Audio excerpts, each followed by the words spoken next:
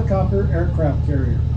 This ship transports 19 helicopters plus an additional 10 vertical takeoff fighter jets. It also carries hovercraft and landing craft for transporting and landing Marines. To the right of the carrier, a Ticonderoga class guided missile cruiser. Very powerful warship, no longer being built though. About 35 years older than the very first Arleigh Burke destroyer.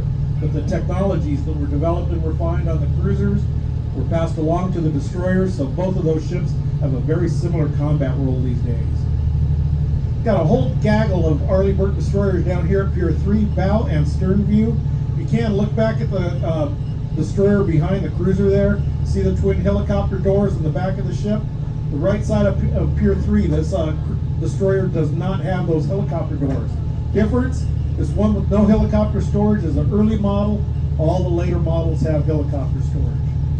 You found out it was detrimental not to be able to put your helicopter away at night when you're not using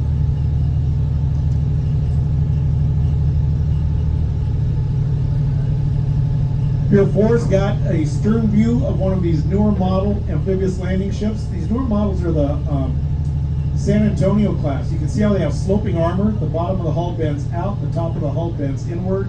Large cones up on the top of the ship house the ship's masts and antennas, giving it a smaller radar signature. More sloping armor ships here. These are littoral combat ships.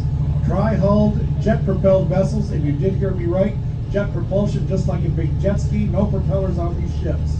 They draw about 13 feet of water, so they can operate very near shore, even up major rivers. Used primarily for anti-submarine warfare purposes. They're also used with special combat units like Navy SEALs. Look at the helicopter doors. That left-hand helicopter door is narrower. That's for their drone helicopters called Fire Scouts.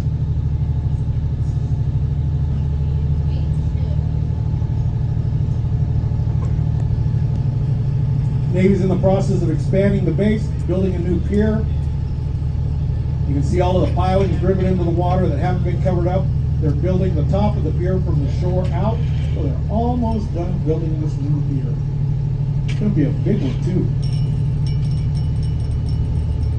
Oh my gosh, I'm such a boy. It's either going to hold a really big ship or else some captains that are really bad at parking and need a lot of room.